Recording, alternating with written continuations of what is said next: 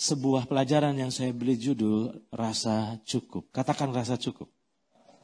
Sekali lagi katakan rasa cukup. Nah, kata ini begitu penting untuk saudara bisa menghidupi visi ini.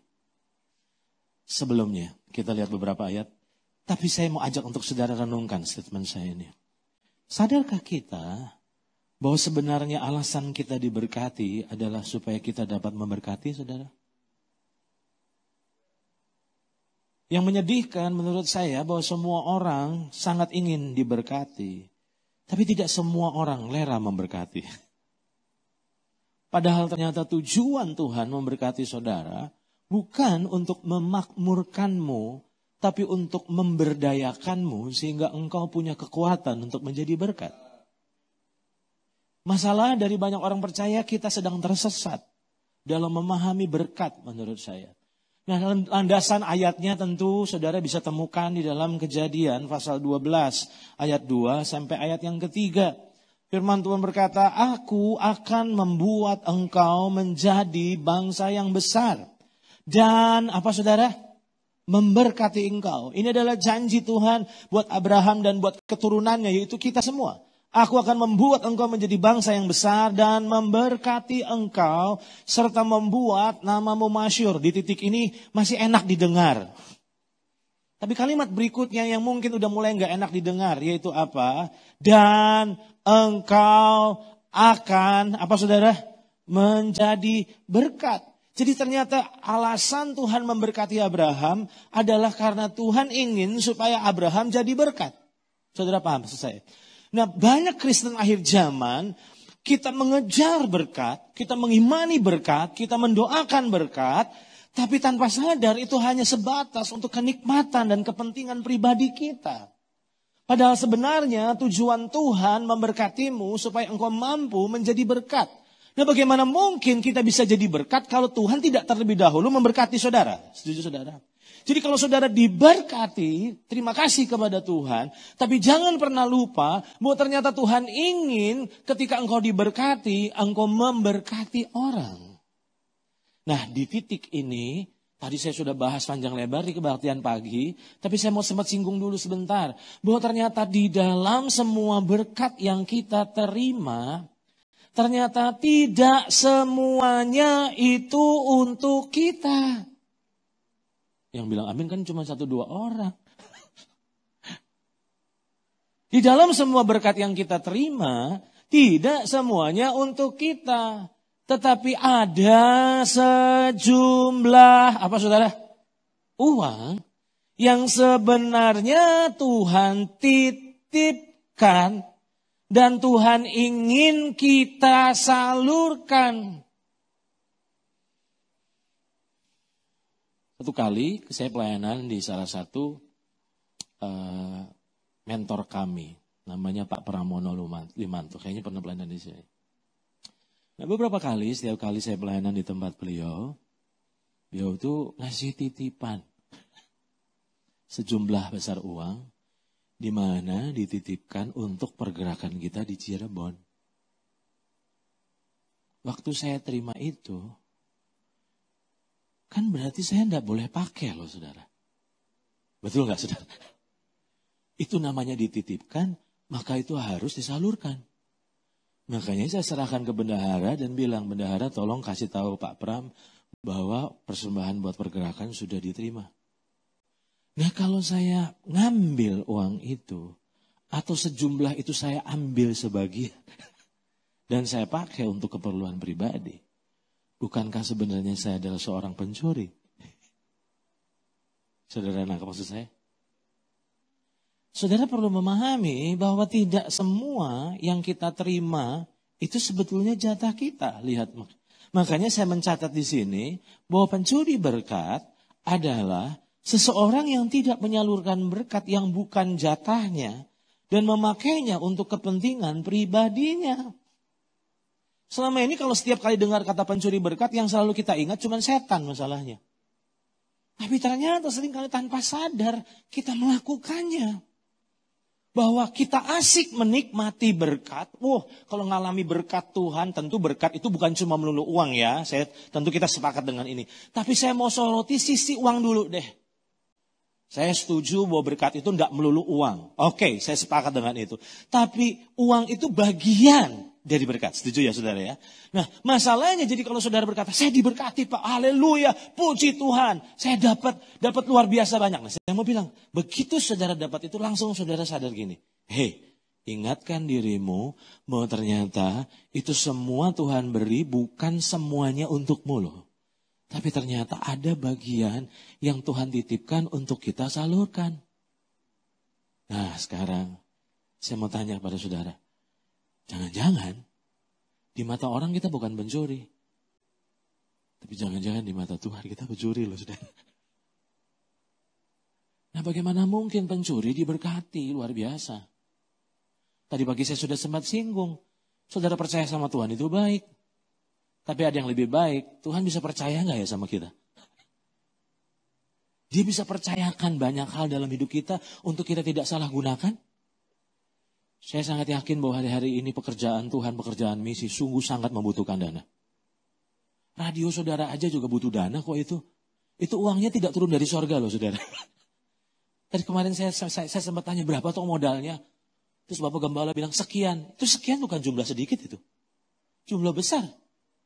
Nah saya mau tanya kepada saudara, berarti dengan kata lain pergerakan kepentingan kerajaan Allah itu bukan cuma butuh doa saudara, tapi juga butuh dana saudara.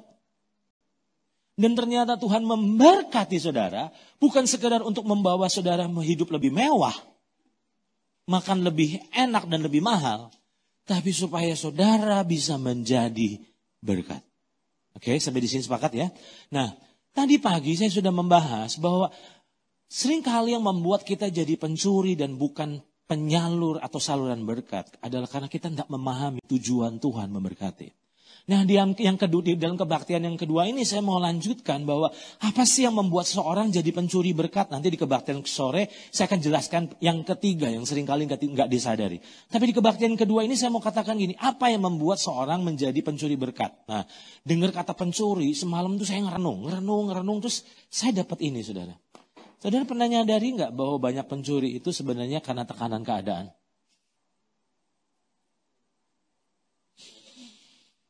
Dia bilang, pernah ada pencuri ketangkep terus digebukin, ditangkap terus ditanya, kenapa? Kepepet Pak gitu.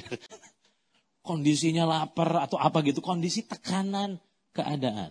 Nah, pertanyaan saya, sadarkah saudara bahwa seringkali yang membuat kita jadi pencuri berkat dan belum jadi saluran berkat karena tekanan keadaan? Di titik ini, coba lihat ini. Sebenarnya, semua orang percaya memiliki kerinduan untuk berbagi kok. Betul nggak saudara? Tapi tidak semuanya itu memiliki cukup keberanian untuk melakukannya. Renungkan dulu. Tanya kepada semua orang Kristen. Pingin nggak kamu jadi berkat? Pingin nggak kamu nolong orang dalam kebutuhan? Saya jamin semua orang akan bilang, ingin Pak. Betul? Tapi kenapa tidak semua orang melakukannya? Karena ternyata untuk melakukannya itu butuh keberanian. Berani apa maksudnya? Di sini, lihat ini. Ternyata yang membuat kita jadi pencuri berkat itu simpel. Takut kurang. Katakan takut kurang. Sekali lagi katakan takut kurang. Takut kurang membuat kita menahan apa yang seharusnya kita salurkan. Setuju gak ini? Coba saudara nangkap ini. Ayo renungkan dulu baik-baik. Bahwa ternyata sebenarnya kita punya kerinduan untuk berbagi. Betul gak? Kita pengen jadi saluran. Kita gak pengen jadi bendungan. Kita pengen jadi saluran berkat kok sebetulnya. Saya rindu. Nah masalahnya apa yang membuat kerinduan itu tidak berubah jadi tindakan? Simple. Karena ternyata kalau ditelusuri, kalau mau jujur saudara bilang gini. Nanti sayanya kurang Pak. Namanya takut kurang. Orang Kristen itu gak takut setan. Dilihat dari muka-mukanya itu gak takut setan. Tapi kok saya curiga, jangan-jangan saudara takutnya bukan sama setan. Tapi sama satu kata yang namanya kurang. Hati-hati terhadap kata kurang. Itu lebih menakutkan dari setan seringkali.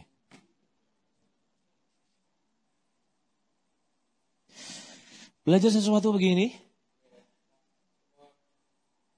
Kita tahu kok persepuluhan itu mesti dikembalikan. Betul gak itu sebenarnya? Tapi kenapa kita nggak menggalikan? Takut kurang. Kita tahu kok waktu kita menabur, maka karena kita akan menuai. Tapi kenapa nggak menabur? Takut kurang. Jadi jangan-jangan setannya kita ini namanya kurang. Oke. Nah, waktu saya renungkan ini, ternyata salah satu penyebab kegagalan orang percaya hidup sebagai saluran berkat adalah kegagalan menghidupi kata cukup. Kata itu penting. Itu sebabnya saya beri judul sharing saya dalam kebaktian kedua ini adalah rasa cukup. Waktu Tuhan singkapkan ini kepada saya sangat kagum sama Roh Kudus. Karena ternyata kata cukup itu ditentukan oleh dua hal. Jelas, saudara? Saudara setuju bahwa salah satu lawan kata dari kurang itu cukup? Betul? Kata cukup itu ternyata ditentukan oleh dua hal. Apakah itu? Kita belajar yuk dengan cepat. Ada dua hal ternyata yang menentukan kata cukup dalam hidup kita. Ingat, begitu saudara menghidupi kata cukup, saya yakin tidak ada yang jadi pencuri berkat. Semuanya akan jadi saluran berkat. Oke? Nah, yang pertama, kata cukup itu ternyata ditentukan yang pertama adalah kemampuan Tuhan. Katakan kemampuan Tuhan. Sekali lagi katakan kemampuan Tuhan. Dari mana dasar ayatnya? Filipi 4 ayat yang ke-19 firman Tuhan bilang begini. Perhatikan ini. Allahku yang merupakan adalah Bapakku. Kalau Allahku tuh kayaknya mungkin masih jauh. Tapi kita ini bukan cuma hanya memandang dia sebagai Allah pencipta, tetapi Bapa kita. Nah, perhatikan ini. Allahku akan apa, saudara? Memenuhi. Saya tertarik dengan kata ini. Ayat ini nggak bilang Allahku akan memenuhi keperluanmu. Tapi ayat ini mengatakan Allahku akan memenuhi segala keperluanmu. Komplit. Menurut apa? Menurut kekayaan dan kemuliaannya dalam Kristus Yesus. Saya tertarik dengan terjemahan bahasa Indonesia digunakan dua kata. Yaitu kekayaan dan kemuliaan. Dan setelah saya coba bandingkan dan saya renungkan dalam berbagai terjemahan, saya jadi menangkap artinya apa sih kata kekayaan. Tuhan yang kita sembah itu kaya. Kebutuhanmu itu tidak akan pernah bisa dibandingkan dengan kekayaannya. Buat yang saudara besar dan buat saudara mustahil, dibandingin sama kekayaan Bapa itu gak ada apa-apanya. Dan ternyata kemuliaan itu bicara power. Di mana dia powerful untuk menolong keperluan kita. Jadi saya sangat yakin bahwa ternyata untuk saudara bisa menghidupi tema bulan ini, di mana kita diberkati untuk memberkati, adalah saudara harus mengerti kata cukup. Kata cukup ternyata ditentukan oleh kemampuan Tuhan. Nah, saya ambil contoh, lihat ini. Saudara pernah menyadari bahwa pengalaman padang gurun itu sebenarnya adalah masa pembuktian pemeliharaan Tuhan? Kok kayaknya kurang fair ya? Banyak orang Kristen itu cuma menyoroti mujizat itu mana. Tapi kita gak pernah lihat toh bahwa Tuhan memberi air di padang gurun itu juga mujizat. Kalau saudara pernah pergi ke tanah perjanjian dan saudara dibawa ke Israel, percayalah, saudara tidak akan pernah mau berlama-lama di sana. Sungai Yordan, Yerusalem, Betania, Kana, apalagi itu tempat-tempat yang lain, saudara pasti asik. Kalau di padang gurun, itu pasti cuma hanya turun di bus, foto-foto sebentar, langsung balik ke bus lagi. Karena bukan tempat nyaman, nggak asik. Dan bahkan sebetulnya mustahil untuk kita bisa hidup di sana.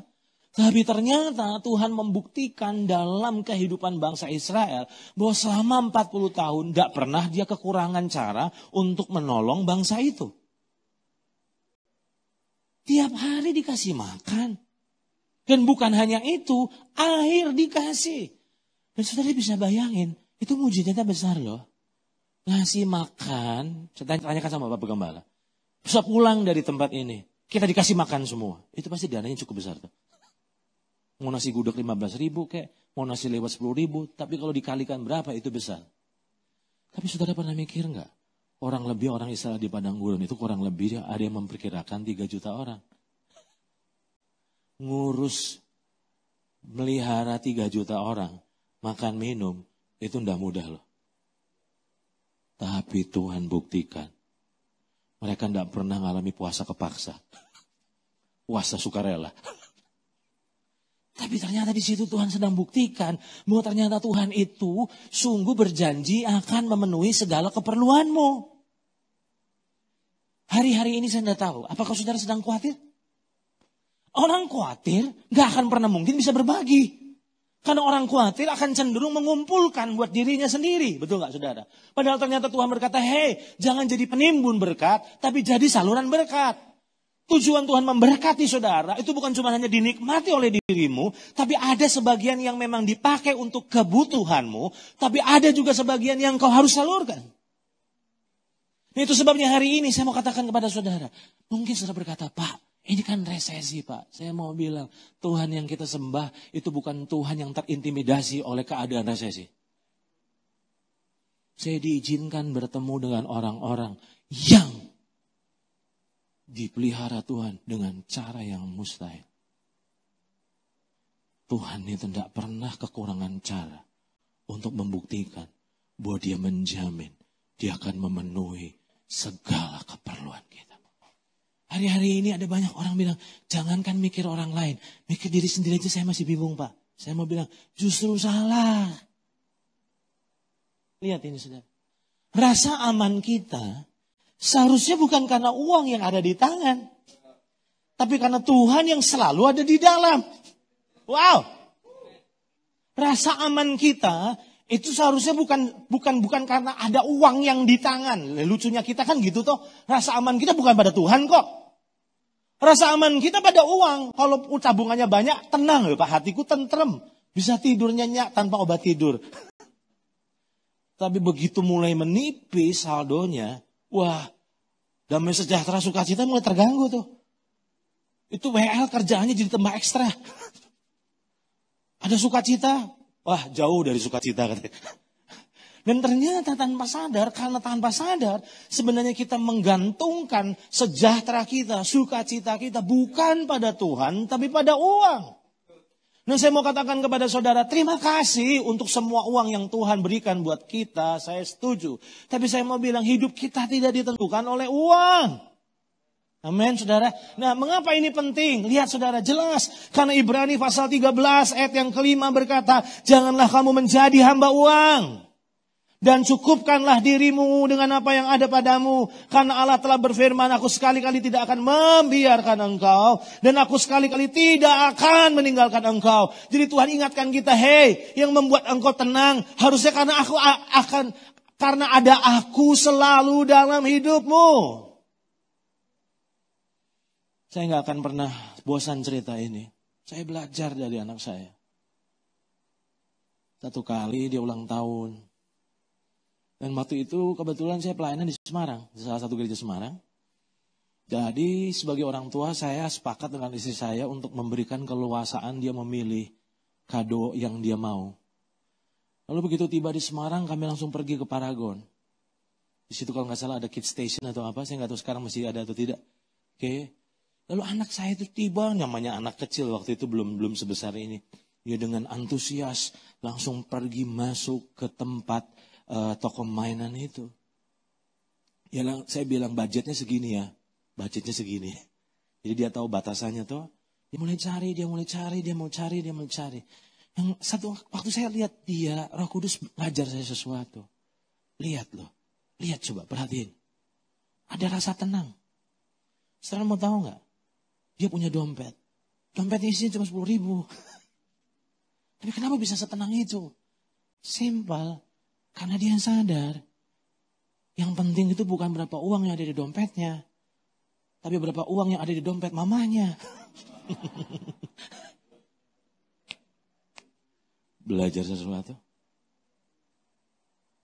Ada waktunya Tuhan izinkan saldo di rekening kita mulai menipis. Tapi kan hidup kita tidak ditentukan oleh dompet kita toh. Hidup kita ditentukan oleh hubungan kita dengan Tuhan. Status kita bahwa kita anak. Itulah yang membuat saya belajar dari anak saya. Seandainya kita punya iman seperti itu, kok hidup harusnya lebih tenang ya? Kita was-was karena saldo kita menipis. Padahal Tuhan tidak pernah menipis. Tuhan tidak pernah menjauh. Dia selalu ada dalam hidup kita. Dialah jaminan bahwa semua kebutuhan kita pasti Dia akan cukupi. Amin, saudara. Ini penting. Nah, waktu saya persiapkan materi ini, saya jadi ingat satu sosok dalam Alkitab yang luar biasa yang bisa kita pelajari. Ternyata ada satu kabar yang kurang enak didengar, bahwa ternyata cara dan waktu Tuhan mencukupi kebutuhan kita adalah hak prerogatifnya. Masalah dari banyak kita selalu berpikir bahwa Tuhan itu butuh nasihat kita. Kayaknya cara Tuhan memberkati saya itu lewat ini. Saya mau katakan sama dia, sama saudara, bahwa kita bukan Tuhan, Dia yang adalah Tuhan. Dia berjanji bahwa segala kebutuhanmu pasti aku cukupi. Segala keperluanmu pasti aku cukupi. Nah, tapi masalahnya yang saudara perlu paham, bahwa ternyata cara dan waktu Tuhan mencukupi kebutuhan kita adalah hak prerogatifnya. Kenapa saya pilih gambar ini? Gambar yang pertama. Elia dipelihara oleh cara yang sangat tidak masuk akal. Burung gagak. Di sungai Kerit, burung gagak. Dia udah tenang tuh, dikirim. Apa sih kalau orang bilang? Catering. Burung gagak. Sampai satu saat, Tuhan bilang, pindah kamu. Kamu pergi ke Sarfat sekarang. Apa pelajaran yang saya tarik? Penafsirannya tentu banyak. Tapi ada satu hal yang saya lihat. Kenapa sampai Tuhan berkata, hentikan burung gagak? Karena seringkali kita lebih nyaman sama satu cara. Kita lebih percaya sama gagaknya daripada Tuhannya. Ini kata Tuhan, loh kok ngarepnya sama gagaknya yo? Bukan yang ngirimnya. Makanya Tuhan rubah metodenya. Kamu mesti percaya aku, bukan sama caranya. Kita selama ini mempercayai Tuhan gini. Oh, gaji saya cuma segini. Saudara menghina Tuhan. Gaji saya kan, loh Bapak hamba Tuhan. Kalau saya, loh saudara siapa? Saya kok kurang setuju loh. Saya nggak ngerasa hamba Tuhan. Saya anak Tuhan. Sama seperti saudara. Saudara paham maksud saya? Di situ Tuhan mulai ngajar dia. Belajar sama sumbernya. Bukan sama metodenya. Wah, bayangin kalau saudara sudah nyaman. Dipelihara oleh burung gagak, lewat burung gagak. Tuhan bilang, Roba, nanti kamu ke Sarfat. Di sana nanti ada seorang yang akan aku pakai untuk memelihara hidupmu. Ternyata siapa saudara? Janda Sarfat. Dan saudara mau tahu? Pasti kalau saya jadi Elia saya akan curiga. Ini pasti janda kaya. Baru ditinggal suami kaya raya. Warisannya melimpah ruah. Wow. Begitu sampai dia kaget. Bukan janda kaya. Janda miskin. Sih, lihat. Tuhan itu ngajar kita. Untuk tidak percaya sama cara, tapi percaya sama Dia. Apa yang menurut saudara tidak mungkin, dibuatnya jadi mungkin. Masih ingat gambar ketiga ini? Waktu dia lari dari Isabel. Tuhan utus malaikat untuk kirim roti bakar. Jadi ternyata kerajaan sorga di sana kayak jangan-jangan ada penjual roti bakar ya. Dibikinin roti itu, masih ingat itu? Saudara bisa paham dari cerita ini. Ternyata cara Tuhan memenuhi kebutuhan kita itu kedaulatannya. Jangan dikte Tuhan. Jangan dikte Tuhan. Jangan nasihatin Tuhan. Dia adalah Tuhan yang kreatif. Nggak bisa ditebak. Jadi tolong jangan tebak-tebak. Jangan tebak-tebak. Kok kayaknya ya? Nggak usah kayaknya. Percaya Tuhan janji memenuhi segala keperluanmu. Pakai caranya. Nah, kabar buruknya adalah juga sesuai dengan waktunya. Kita ini masalahnya nggak suka hal ini. Lihat ini saudara. Apa yang menyebalkan dari kasus ini? Keluaran 22 ayat 13 sampai 14. Lalu Abraham menoleh dan melihat seekor domba jantan di belakangnya, yang tanduknya tersangkut dalam belukar. Abraham mengambil domba itu dan mengorbankannya sebagai korban bakaran pengganti anaknya. Dan Abraham menamai tempat itu Tuhan menyediakan yang dibutuhkan. Betul? Oke, terus. Sebab itu sampai sekarang dikatakan orang di atas gunung Tuhan akan sediakan. Apa yang menyebalkan menurut saya? Kok disediakannya kok udah pas waktu mau potong ya? Kan lain ceritanya kalau pas lagi naik, loh ada domba toh gitu kan, lebih enak toh.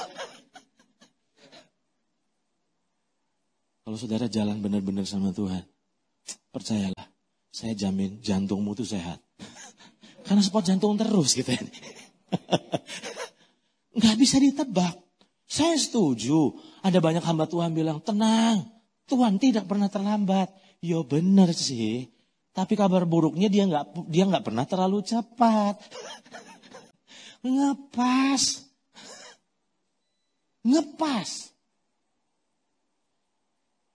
Saudara baca sesuatu? Dia janji untuk penuhi segala kebutuhan kita. Tapi sesuai caranya, bukan caramu. Terus kedua, waktunya. Walaupun seringkali menurut kita, loh Tuhan, kapan ya Tuhan? Kapan? Kita akhirnya deg-degan kalau orang bilang, sport jantung. Aduh gimana ya? Tapi coba lihat nostalgia sebentar, nengok ke belakang. Pernah saudara ngalami satu masalah terus bilang, mati aku. Ternyata gak mati-mati kok. Bisa enggak ya? Ternyata bisa kok. Itu sebabnya hari ini, sorry saya bilang, apakah track record Tuhan tidak cukup meyakinkanmu bahwa dia bisa memelihara kehidupan di masa depanmu? Apa track record Tuhan tidak cukup untuk meyakinkan kita bahwa dia akan membuat semuanya cukup? Amin, saudara paham? Nah, berbicara tentang cukup, saudara perlu ini. Tuhan ingin membuat kita mengetahui ambang batas cukup demi kita mengetahui ambang batas limpah. Ketika ini, Tuhan itu ingin membuat kita mengetahui ambang batas cukup demi kita mengetahui ambang batas limpah. Nah, saya belajar dari salah satu orang yang pernah mengcover saya, seorang bapak rohani yang pernah mengcover saya di masa lalu ketika saya sedang memulai pernikahan, masih ingat sekali. Hamba Tuhan ini luar biasa jadi teladan buat saya. Dia bilang begini, jadi dia mengajar saya. Dia punya sebuah gaya hidup yang saya pikir bagus untuk saudara pelajari dan bahkan mungkin diadopsi. Caranya itu gini. Dia ngomong sama istrinya, Mam, coba cek. Sebenarnya kebutuhan bulanan kita tuh berapa? Ayo coba cek. Uang sekolah, uang makan, uang belanja. Pokoknya semua kebutuhan kita tuh berapa toh? Coba catat. Cari tahu. Sampai tabungan udah masukin. Oke, nabung berapa, asuransi berapa. Pokoknya kebutuhan kita berapa sih sebetulnya. Oke. Terus istrinya bilang, dihitung segini loh Pak.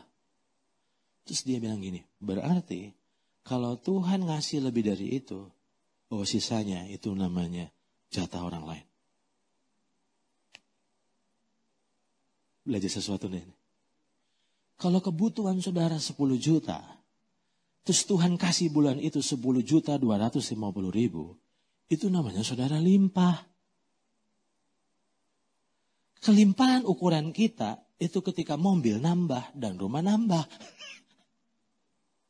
Tuhan kan bilang, kebutuhanmu berapa? Aku akan cukupi, bahkan sampai limpah.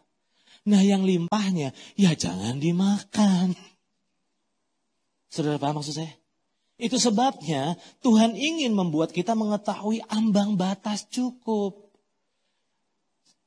Sehingga kita tahu ambang batas limpah. Nah ini penting dipahami. Karena saudara, saya yakin kok benar loh Pak. Bu, begitu saya tahu ini benar kok limpah kok Tuhan itu kok. Cuman kita yang gak paham. Karena ukuran limpah kita adalah ukuran limpah dunia. Saudara paham? Banyak orang berkata, Pak, tapi kan saya limpahnya cuma 100.000. Itu namanya limpah, Bu. Bukan 100 juta, 100.000 lebih dari kebutuhanmu. Itu berarti limpah dong. Kita pengen ngukur kelimpahan itu kalau 100 juta. Kalau 100.000, lo enggak dong, kebutuhanmu 10 juta. Berarti kalau lebih dari 10 juta, sebetulnya limpah. Lihat ini. Ini statement dari Bapak rohani kami, yaitu Kowing, selalu berkata, cukup untuk diri sendiri, limpah untuk orang lain. Saudara nyadar nggak? Coba lihat ke depan sebentar. Gelas ini belum limpah, baru penuh. Betul, saudara? Ketika air itu dikucurkan dari sebuah botol untuk memenuhi gelas ini, begitu penuh diteruskan, berarti namanya limpah. Limpah itu apa sih? Yang basah itu bukan cuma gelas ini, tapi di sekitar gelas ini mulai basah, itu namanya limpah. Kelimpahan itu bukan harta benda yang semakin bertambah, aset yang semakin bertambah, tapi hidup yang semakin menjadi berkat buat sekitar saudara. Itu namanya limpah. Mungkin saudara bilang, Pak, saya tidak sekaya orang itu, Pak. Tapi saya mau bilang, Tuhan janji mencukupi segala kebutuhanmu dengan berkelimpahan. Kelimpahan. Kelimpahannya berarti lebih dari cukup. Saudara paham sampai di sini? Nah, kenapa ada banyak orang nggak ngalami kelimpahan? Saudara mau tahu nggak jawabannya? Karena kita selalu memperbesar kapasitas. Paham maksud saya? Kalau gelas ini bisa saya perbesar. Udah mau penuh nih, udah mau limpah, udah mau lebar. Oh saya gedein. Nggak jadi limpah deh.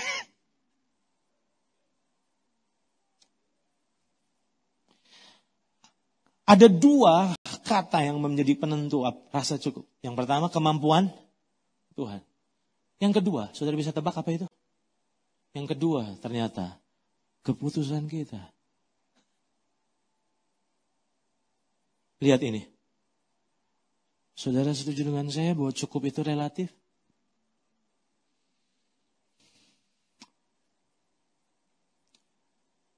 Waktu ketika kami mencari mobil baru, pengganti mobil kami yang lama, kami ganti mobil karena saya nggak perlu sebutin satu nama, merek itu nggak etis. Tapi ini kalau servis, waduh, itu bikin nangis kantong. Sampai akhirnya saya putuskan untuk cari pengganti mobil yang lain. Saya punya timbang-timbang mau beli mobil baru atau mobil second. Saya tanya ke beberapa teman, terus teman bilang, kenapa mesti baru? Kalau second aja masih bagus. Gak ada yang salah dengan baru gitu kan. Tapi timbang-timbang. Akhirnya saya putuskan untuk membeli Kijang Innova Solar 2500 cc. Tahun 2014. Saya bilang, kita berunding sama istri saya bilang, oke, kalau segini kira-kira berat nggak? Kita mulai ngitung. Cukup. Ada teman saya bilang gini, kenapa kamu ngambil mobil baru? Dia sebutin merek-mereknya. Kalau saya akan pilih itu. Saudara setuju nggak dengan saya bahwa cukup itu relatif?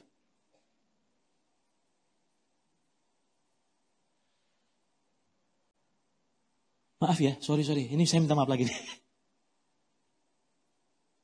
Kita beli sesuatu itu bukan karena kebutuhan toh. Tapi demi gengsi kok seringkali. Apa yang ada di tangan saudara? Itu benar-benar apakah sebenarnya itu jadi kebutuhan kita? Yang ironis, kita update Samsung terkini. Tapi dipakai cuma browsing, IG, dan foto. SMS selesai WA. Sekarang saudara ngerti kenapa kita gak pernah ngalami limpah dan jadi berkat? Gak pernah cukup. Kenapa gak pernah cukup? Karena ternyata cukup itu keputusan kita. Saya gak anti kalau saudara beli HP yang mahal. Gak anti. Saudara paham maksud saya bukan itu isunya. Tapi saudara perlu bijak. Sorry saya mesti katakan, apakah mobil yang saudara sudah gunakan, yang sedang saudara beli, yang baru saudara beli, yang saudara gunakan itu sebenarnya sudah waktunya? Sudah waktunya saudara beli. Ada yang bilang, saya kan butuh mobil. Oke, tapi apa perlu semahal itu? Apa perlu semahal itu? Saya melihat ada banyak orang-orang percaya yang demi atas nama iman. Demi atas nama iman. Kita bilang, saya maunya itu. Padahal, saudara perlu sadar diri dong. Kemampuan saudara berapa? Lihat ini. Seringkali, coba perhatikan, baca baik-baik statement ini. Gaya hidup yang tidak bijak membuat Tuhan seperti terlihat gagal mencukupi kebutuhan kita. Saudara setuju gak ini? Seringkali, ini perlu diwaspadai. Gaya hidup yang tidak bijak itu membuat Tuhan seperti terlihat gagal mencukupi kebutuhan kita. Pernah ketemu dengan orang-orang percaya yang sepertinya gak dipelihara Tuhan? Bukan karena gak dipelihara, gaya hidupnya itu loh. Gaya hidupnya itu loh. Kita gak bisa menguasai diri. Kita hidup dalam kemewahan. Sampai akhirnya kita gak sadar bahwa ternyata tujuan Tuhan memberkati kita. Supaya kita bisa menjadi berkat. Itu sebabnya mari kalau dipercaya berkat, bertanggung jawablah. Paham sampai di sini? Bukan bertanggung jawab sama gembala saudara, tapi bertanggung jawab kepada yang memberikannya. Lihat ini saudara. Sebagai Bapa, saya mencatat bahwa Tuhan pasti selalu bertanggung jawab memenuhi semua kebutuhan kita. Tapi Dia tidak berjanji memenuhi semua keinginan kita. Dia bisa berikan apa yang kau inginkan. Tapi itu namanya tidak mendidik. Ada waktunya dia tahan untuk memenuhi apa yang kau inginkan. Tapi Tuhan bilang, nak, bukankah yang kau butuhkan selalu aku cukupi? Saya selalu ingatkan anak saya bilang, Sam, selama itu kebutuhan, papa mama semahal apapun, papa mama akan berjuang untuk memenuhinya. Tapi kalau itu keinginan, papa mama gak bertanggung jawab untuk memenuhinya. Saudara paham maksud saya? Hari ini kalau saudara sedang kecewa sama Tuhan, mungkin saudara berkata, mana Pak? Katanya limpah, ini sampai kurang, sampai ditagih, dikejar-kejar sama debt collector Pak. Koreksi diri dulu. Jangan kecewa Tuhan. Jangan-jangan gaya hidupmu yang gak bijak. Belum waktunya beli itu, saudara pengen beli demi atas nama iman. Lihat saudara. Menurut saya, hawa nafsu membuat kita tidak dapat membedakan antara kebutuhan dan keinginan.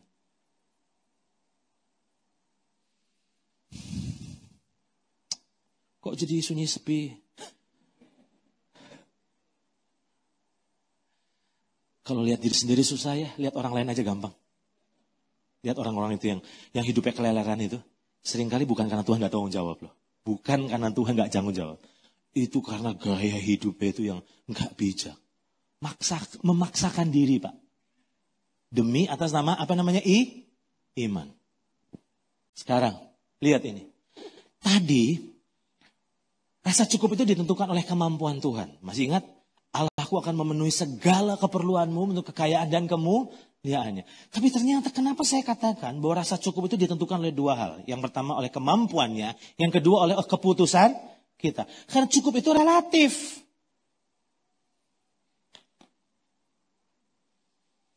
Nah ini, saya nggak akan pernah lupa pengalaman. Saya nggak etis kalau sebut nama.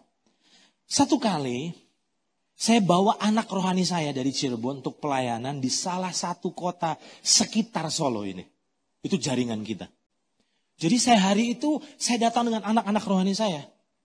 Waktu saya tiba di situ, kita disambut oleh tuan rumahnya. Dan tuan rumahnya kebetulan seorang pengusaha yang cinta Tuhan luar biasa. Gila-gila ini orang buat Tuhan itu benar-benar luar biasa. Terus apa yang terjadi? Nah anak rohani saya itu lihat. Dia kaget. Apa yang bikin dia kaget? Ternyata pengusaha itu pakai HP-nya. Zaman itu loh ya, Nokia. Yang tipe berapa? Yang membuat. Loh, harusnya dia bisa beli yang jauh lipat-lipat lebih hebat dari HP itu. Oke, saudara paham ya cerita ini ya. Lalu anak saya itu lihat, anak rohani saya itu lihat itu. Terus dia bilang gini, aku malu hati kok lihat HP dia. Sementara HP ku lebih mewah dari dia. Terus dia bilang begini, ini saya gak akan pernah lupa. Anak saya bilang gini, nanti aku pulang ke Cirebon, aku mau jual HP ini. Terus aku mau nabung. Begitu dengar kata itu, aku bilang sama dia. Lah itu yang membedakan kamu sama dia. Kamu jual untuk nabung, dia jual untuk nabur. Saudara nangkap maksud saya? Kita berhemat bukan karena punya roh kemiskinan. Kita berhemat secukupnya supaya kita bisa nolong orang lebih banyak. Saudara nangkap maksud saya? Jadi jangan terintimidasi kalau saudara. Berarti nggak boleh Pak. Silahkan sesuai dengan kemampuanmu. Tapi malu hati sama Tuhan yang ngasih. Jadi kalau mau beli sesuatu, ada baiknya tanya Roh Kudus. Roh Kudus, kira-kira kalau aku beli ini piye yo? Ingat, dituntun oleh damai sejahtera yang di dalam. Nah kita ini kalau udah kepengen, semua damai sejahtera kok Pak. Udah damai kok, damai sekali. Saudara belajar sesuatu? Di dalam Filipi pasal 4 ayat 11, saya terusik dengan kalimat ini. Coba perhatikan ini. Ku katakan ini bukanlah karena kekurangan. Ini Paulus. Sebab saya diberkati dengan kalimat ini. Aku telah belajar. Belajar apa? Bahasa Inggris? Belajar bahasa Mandarin?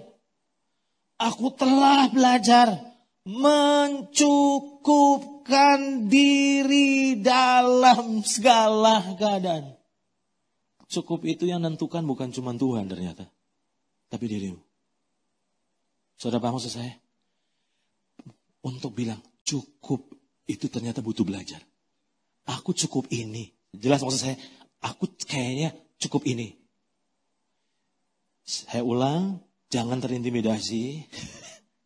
Belilah dengan hikmat. Bukan berarti, kalau gitu jangan ngakimin orang juga. Oke? Tapi pelajaran ini untuk diri sendiri, nggak usah mikirin orang. Ini urusanmu sama Tuhan. Kalau mau beli, belajar berhikmat. Jangan karena keinginan mata. Diuji lagi. Ingin, butuh nggak ya? Butuh banget, beli aja nggak apa-apa. Mau kebutuhan kok. Bisa beli dong.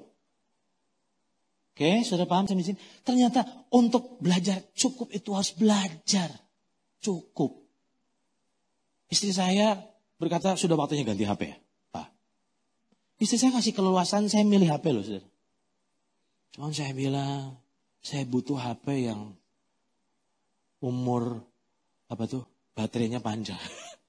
Saya timbang-timbang harga sekian, merek ini sekian. Saya bilang, cukup ini yang ini deh. Ada orang, loh masa merek itu? Loh saya kan gak beli merek, saya beli manfaatnya. Hari ini jadilah jemaat yang bijak. Belajar berkata cukup. Supaya bisa memberkati orang. Sekarang, sebentar lagi selesai. Ternyata kebocoran adalah penyebab tidak terjadinya kelimpahan. Nah sekarang kalau terjadi kebocoran oleh karena gaya hidup, ya nggak bisa nolong orang terus. Nah kenapa nggak bisa nolong orang? Karena ternyata hidup kita nggak bijak, kita nggak punya penguasaan diri. Sampai akhirnya apa yang terjadi? Seperti Tuhan gagal memenuhi janjinya untuk mencukupi segala keperluan kita. Nah saya diberkati oleh sebuah statement yang pernah disampaikan oleh Frank Demisio dan Rick Pruitt. Dalam menulis dalam buku ini, mereka mengucapkan satu statement bagus. Boleh baca sama-sama statement ini? Ini saking bagusnya harus dibaca sama-sama. Siap? 1, 2, 3. Tuhan tidak membuat Anda makmur untuk tujuan menaikkan standar kehidupan Anda. Dia memakmurkan Anda supaya Anda dapat menaikkan standar pemberian Anda. Untuk bilang wow itu butuh penyakalan diri, Pak. Baca sama-sama lagi, siap? 1, 2, 3. Tuhan tidak membuat Anda makmur untuk tujuan menaikkan standar hidup Anda. Dia memakmurkan Anda supaya Anda dapat menaikkan standar pemberian Anda. Kita ini kan beda. Makin diberkati, dari makan pecel jadi resto. Tapi jumlah pemberian kita selalu pakai ayat apa? Seperti Yesus tidak pernah berubah. Maka saya pun tidak pernah berubah. hari ini jangan jadi pencuri berkat. Amin. Kapan kita jadi pencuri berkat? Waktu ada yang sebenarnya Tuhan titipkan untuk kita salurkan, kita pakai untuk kepentingan pribadi. Hati-hati, karena Tuhan ingin mendapati kita sebagai orang yang dapat dipercaya. Saya minta pemain musik bisa naik ke atas. Yang terakhir, Roma pasal 14 ayat 12, menurut saya akan menjadi sebuah warning buat kita. Bahwa demikianlah setiap orang di antara kita akan memberi, apa saudara? Bertanggung jawab tentang dirinya sendiri kepada Allah. Di dalam 2 Korintus 5:10 berkata, sebab kita semua harus menghadap tahta pengadilan Kristus, supaya setiap orang memperoleh apa yang patut diterimanya, sesuai dengan yang dilakukannya dalam hidupnya baik ataupun jahat. Dari 2 ayat ini saya cuma mau ingatkan, satu hari nanti Tuhan akan hitung-hitungan sama kita. Dia ingin kita mempertanggungjawabkan semua kepercayaan yang dia telah berikan, yang seharusnya kita lakukan. Apakah kita selesaikan atau tidak? Tuhan ingin tanya, itu semua berkat yang sebenarnya aku titipkan sama kamu, benar-benarkah sudah disalurkan? Atau kamu makan sendiri untuk kepentingan pribadimu? Ingat, saya yakin saudara semua adalah orang-orang yang punya kerinduan untuk jadi saluran berkat. Tapi seringkali yang membuat kita gagal, karena kita ketakutan sama satu hal. Namanya takut kurang. Tapi ingat, Tuhan janji untuk mencukupkan, dengan catatan waspadai gaya hidup saudara. Ingat, saya yakin tempat ini akan dibawa Tuhan going to the next level. Ada level kemurahan hati yang Tuhan akan bawa dalam diri saudara. Dan inilah akan membuat gereja ini berbeda dengan gereja yang lain. Selamat hidup sebagai saluran berkat. Tuhan berkati kita semua, mari kita bangkit berdiri.